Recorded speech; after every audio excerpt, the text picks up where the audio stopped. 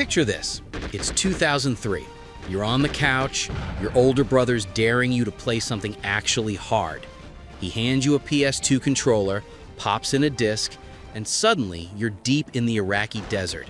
Your squad is pinned down behind a crumbling wall, your sniper is bleeding out in the sand, and a tank is rolling down the road towards you. That game? Conflict Desert Storm 2, Back to Baghdad. And it was wild. Sometimes great, sometimes just a mess. But man, it had its moments. Let's start with some quick background. Conflict Desert Storm 2 landed in 2003, made by Pivotal Games and published by Gotham Games. And yeah, the timing couldn't have been more direct, considering what was happening in the real world. Nothing says subtle like releasing a Gulf War shooter right as we were heading into another Gulf War. The game takes you back to the 1991 Gulf War. It's a squad-based, third-person tactical shooter, where you lead a 4-man special forces team. Your squad gets dropped deep into Iraq, about 300 kilometers in, picking off covert missions aimed at toppling Saddam before the bigger battles begin. You've got 4 roles to play with: the rifleman, the sniper, the demolitions guy, and the heavy machine gunner. Basically, you're supposed to be the steady hand in the chaos, except sometimes it feels like you're babysitting 4 Labradors who'd rather chase trouble than stay alive. Let's jump right into it. This is a sequel, so the big question is, did it actually get any better? Honestly, yeah, it did. Not just a little either. The first Desert Storm was kind of a mess. You felt it right away. But this time, they really cleaned things up. The graphics look way sharper, characters actually have faces now, and environments don't look like they were textured by mistake. Enemy soldiers aren't just cut and paste jobs anymore. Okay, they still recycle some models and just slap different hats on them, but fine, it's progress. The AI stepped up too. Shoot a guy in the leg and he grabs at it. Toss a grenade and you'll see this genuine panic as they scramble to get clear. Hit someone with a flare gun, and well, it's borderline dark comedy, but I guarantee you'll laugh. The enemies finally feel like actual people instead of cardboard props, and it makes the whole game world a lot more convincing. They put some new stuff to the game. Now you can loot your enemies and pick up whatever weapons they drop, like an AK-47 and RPGs. It turns every fight into this scramble for gear. Plus, there's a real push for stealth. Try to go in all guns blazing and you'll just get slaughtered. Your squad won't thank you for it, trust me. Experience follows you from mission to mission now. Squad mates earn medals and promotions, which gives you a nice little sense of progress. It's not mind-blowing, but it's enough to keep you invested. Alright, let's not kid ourselves. This game has problems. Some are just small annoyances, but others just leave you scratching your head, wondering what happened. One of them? It actually takes a pretty big step back from what made the first game special. Let's talk about the combat first. The shooting? People called it hit or miss, and they weren't exaggerating.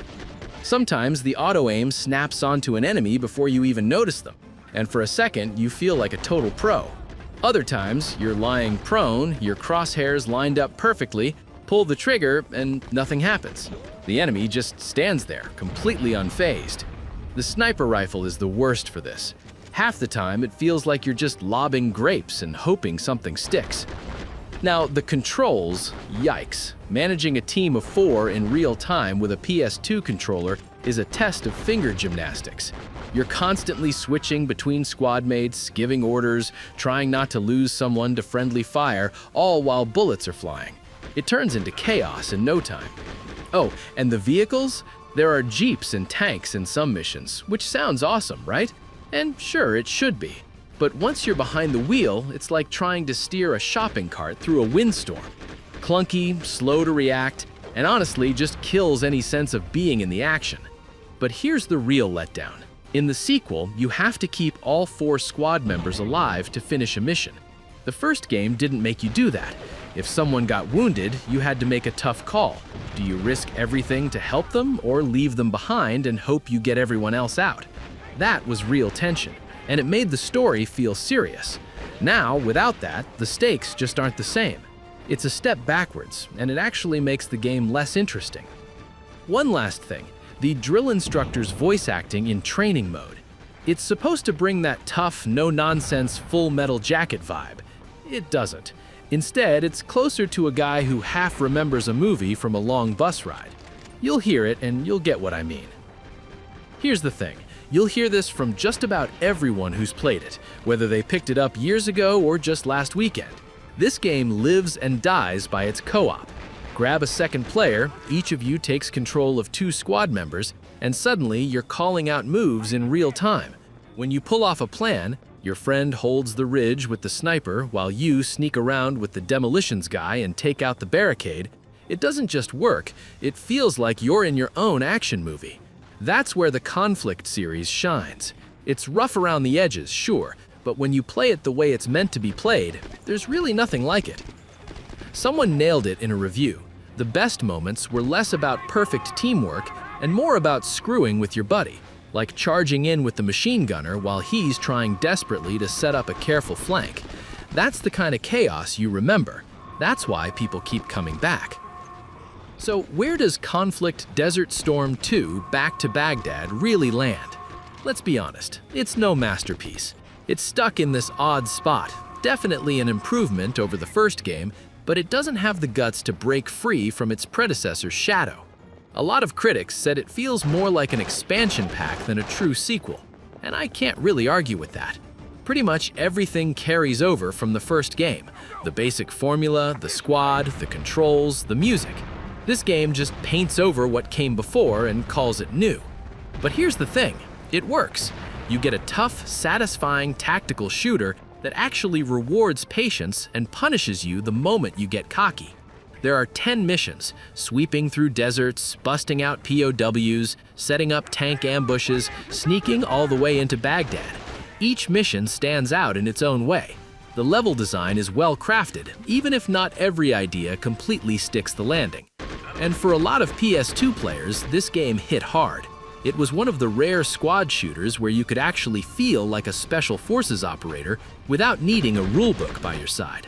Plus, how many games out there actually tried to capture the Gulf War? Not many. This one took a swing, and even if it's a little rough around the edges, it still made things feel gritty and real. Looking back, it's solid. Easily the best game in the Conflict series, and totally a product of its time. And for the love of God, try to keep your sniper alive for more than 5 minutes. You probably won't succeed. Trust me, that's part of the experience. So, did you play Conflict Desert Storm 2 back in the day? Was it your go-to or did you miss it entirely? Let us know in the comments. If you liked the video, hit that like button, subscribe if you haven't already, and we'll catch you next time.